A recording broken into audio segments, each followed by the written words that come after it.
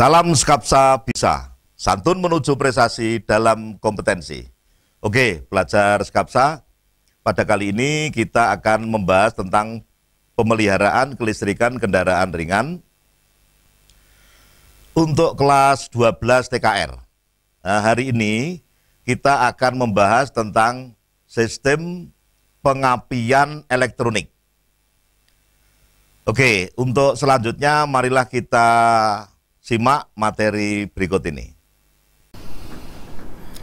Oke, pelajar Skapsa, untuk selanjutnya silahkan disimak tentang materi pemeliharaan kelistrikan kendaraan ringan. Dalam hal ini kita akan melanjutkan materi tentang sistem pengapian elektronik yang di video sebelumnya sudah saya sampaikan. Sebagian dari sistem pengapian elektronik. Nah, untuk selanjutnya, sebelum saya melangkah lebih jauh, saya ingatkan kembali materi yang saya sampaikan di video sebelumnya kemarin. Sistem pengapian elektronik dalam hal ini ada dua macam. Kalau ditinjau dari advent atau spark adventure-nya atau sistem untuk memajukan saat pengapian. Yang dalam video sebelumnya sudah saya sampaikan, sistem pengapian elektronik yang masih menggunakan mekanik spark adventure atau MSA, di mana mekanik spark adventure dalam hal ini komponennya ada dua, yaitu vacuum adventure dan governor sentrifugal.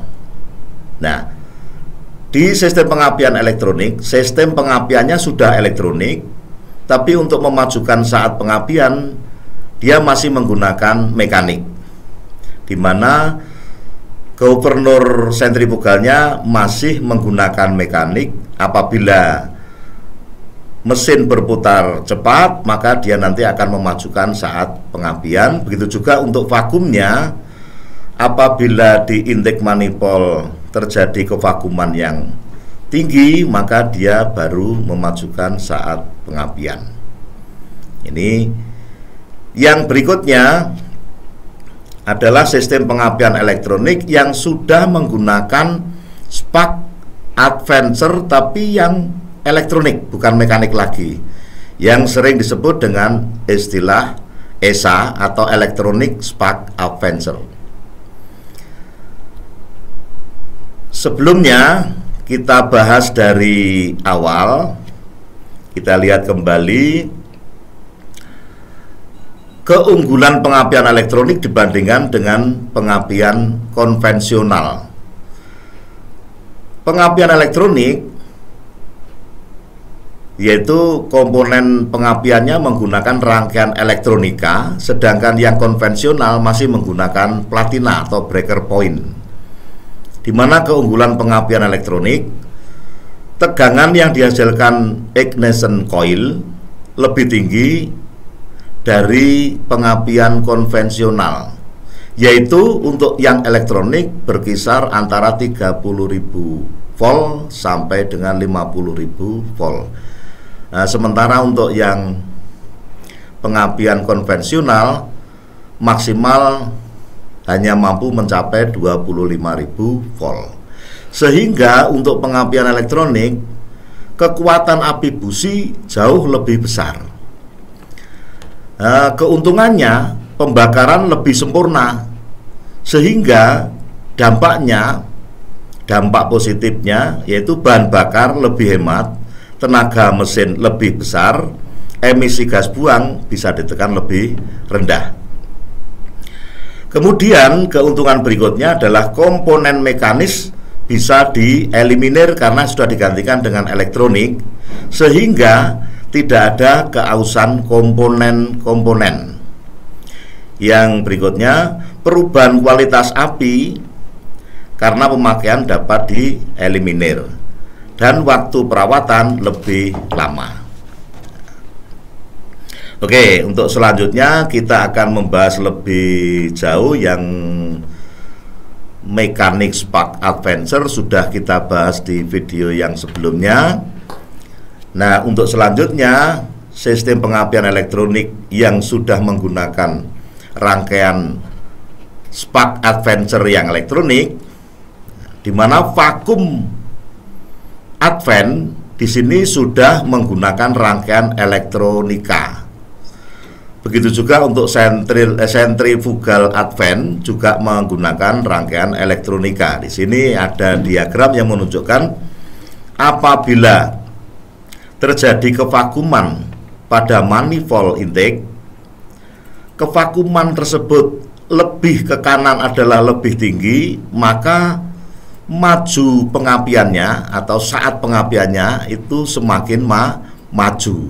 Nah, begitu juga untuk centrifugal advent, yaitu memajukan saat pengapian yang dihubungkan dengan putaran mesin.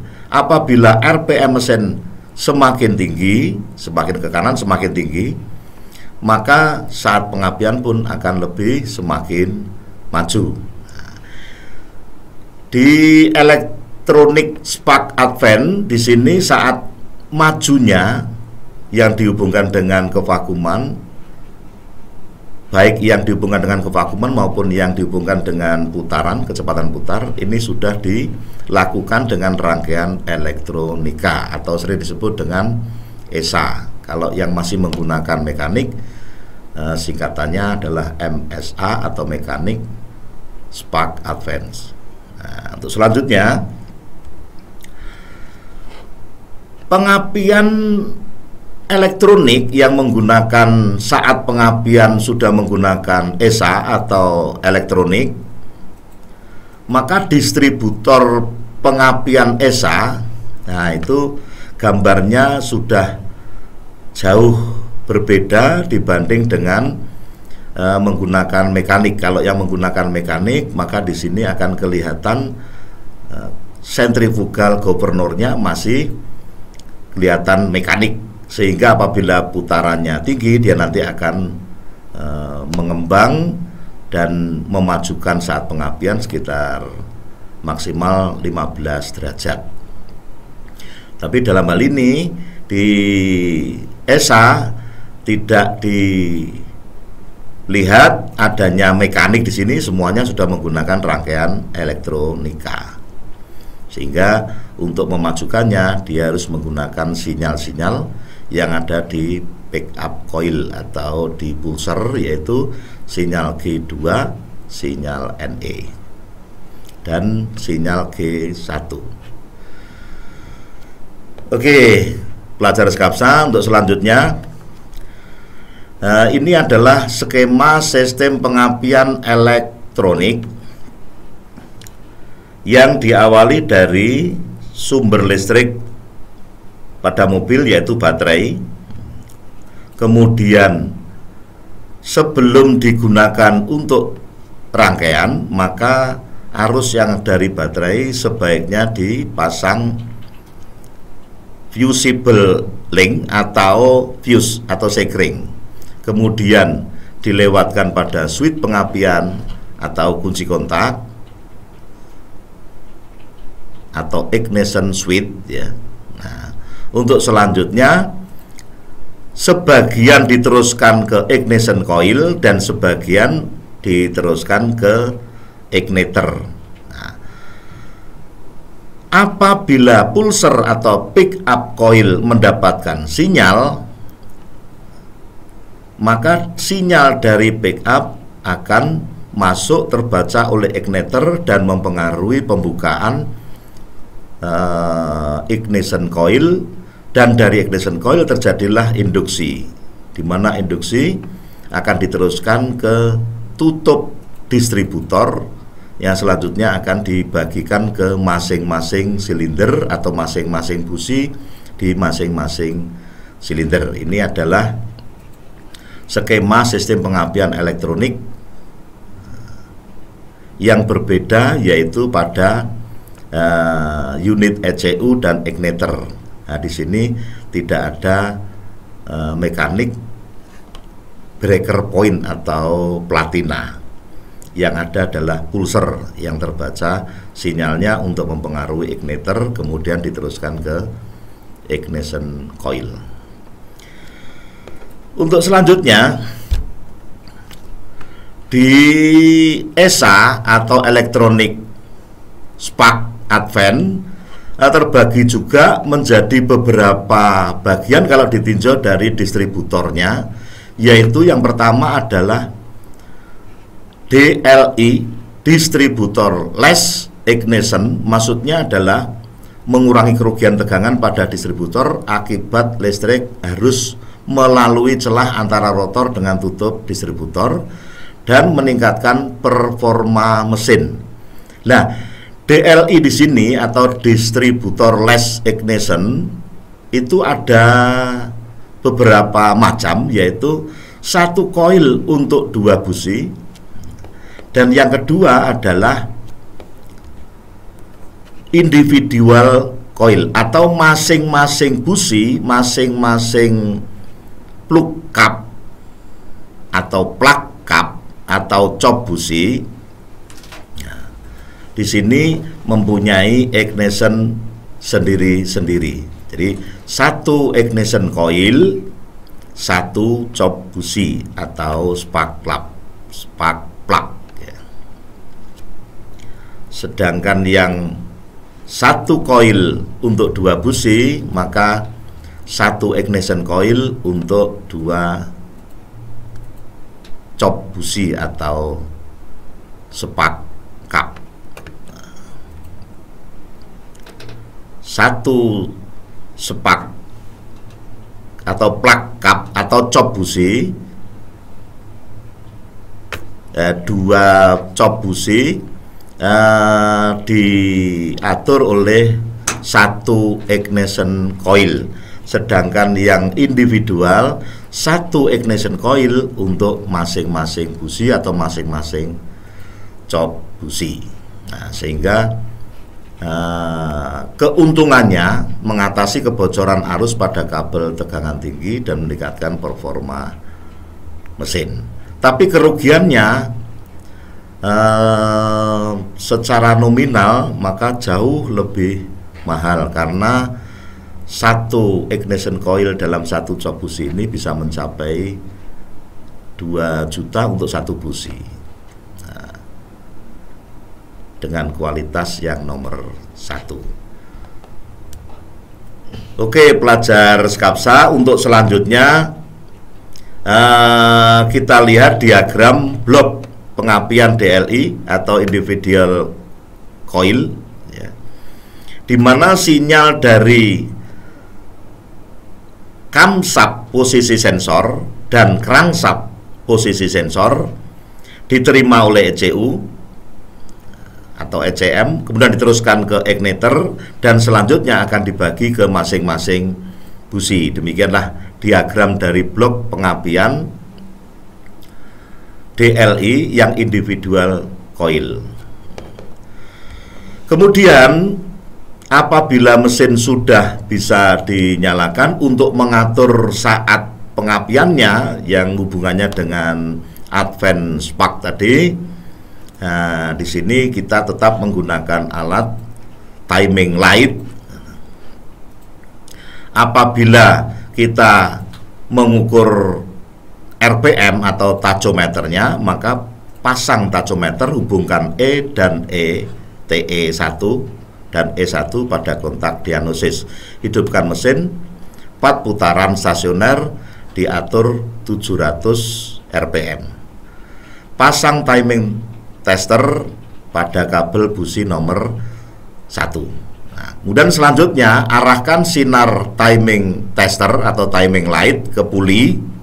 Nah, di sana nanti akan terbaca, di bagian puli akan tertera tanda titik, di mana di belakang puli terdapat angka derajat mulai dari 0 sampai 20 derajat.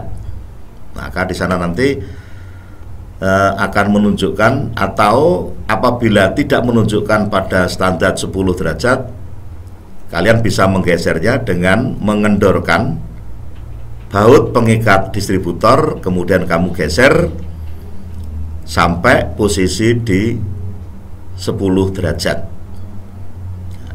Tapi sebelumnya cabut dulu kabel penghubung di E1 dan TE1 tadi saat pengapian di posisi 14 dan 19 derajat. Setel saat pengapian bila tidak tepat dengan mengendorkan baut pengikat distributor dan menggeser sampai saat pengapian tepat. Nah, begitu caranya menyetel saat pengapian elektronik, tetap sama seperti di konvensional, yaitu dengan menggeser posisi distributor. Oke, pelajar Skapsa, demikian materi yang bisa saya sampaikan. Untuk materi selanjutnya nanti bisa kita lihat di video-video selanjutnya. Untuk tugas, sekali lagi silakan kalian merangkum materi yang sudah saya sampaikan di awal sampai akhir, kemudian dikumpulkan melalui Google Classroom. Terima kasih pelajar Skapsa. Assalamualaikum warahmatullahi wabarakatuh. Baiklah pelajar Skapsa, demikian tadi adalah materi tentang pemeliharaan kelistrikan kendaraan ringan dengan topik sistem pengapian elektronik. Untuk tugas, silakan kalian nanti akan merangkum materi-materi yang sudah saya sampaikan di awal tadi. Jangan lupa like dan komen untuk mendukung program ini. Klik subscribe dan tekan lonceng notifikasi agar tidak ketinggalan informasi. Share jika menurut kalian video tersebut berguna bagi orang lain. Sampai jumpa di video berikutnya. Sekolah berbudaya industri, berkarakter wirausaha, menjadi idola sekediri raya.